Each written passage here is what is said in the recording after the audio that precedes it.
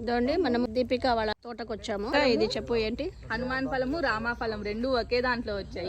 Side ఉన్నది హనుమాన్ ఫలము, పక్కన ఉన్నది రామాఫలం పైకి వెళ్ళింది. దాని పక్కన లక్ష్మణ్ ఫలము, దాని పక్కన రామాఫలము, దాని పక్కన సీతాఫలము. ప్లాంట్స్ వేసుకున్నాము ఒకే చోట. దేవుళ్ళు ఉన్నట్టు రాముల వారు, లక్ష్మణ్ వారు, సీతమ్మ, ఆంజనేయ స్వామి. ఇది చింతమాన్. ఇది రెడ్ బనానా. ఇది రెడ్ బనానా. ఇది జామకాయ. అన్ని సోలార్ పెట్టి చేశారు. అదేంటి Deepika? Honey bees box better pollination కోసం హనీ బీస్ ని కూడా పెంచుతున్నాం. ఓకే, నేను అనురాధ గారు వచ్చాము. హాయ్. ఇదండి వాళ్ళు ఎరువులు తయారు చేస్తారు, లిక్విడ్. వీళ్ళు చెట్లకన్నీ ఇస్తారు.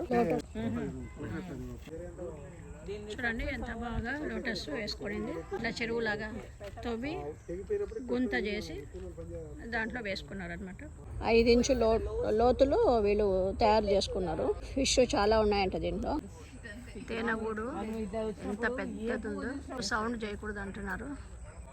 చిన్నగా తీస్తున్నారు. అనురాధ గారు భయపడుతున్నారు. కార్ కీస్ రెడీగా చేసుకోండి అని. బ్లాక్ జామా, బీట్రూట్ జామా అంటారు. ఇది cricket ball support. Green apple pear. చాలా వేసుకున్నామే. గ్రీన్ ఆపిల్ బేర్ చాలా 100 ప్లాంట్స్ ఉన్నాయి. చూసారా బ్లాక్ జామా? మనమే ఫస్ట్ కోసేద్దాం అట్లయితే. బ్లాక్ జామా, కమలా. చూడండి చాలా వచ్చింది. ఆరెంజ్ ప్లాంట్, షాంపూ ప్లాంట్ అంటారండి. కావేరి కలిపి. ఇది కలర్ డార్ఫెస్ట్ బనానా, పొట్టి బనానా అన్నిట్లో చాలా స్ట్రాంగ్ గా ఉంది.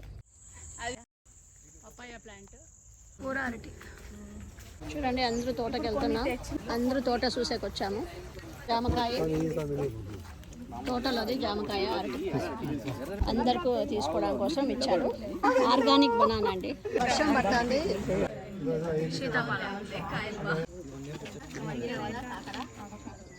మైసూర్ మల్లె.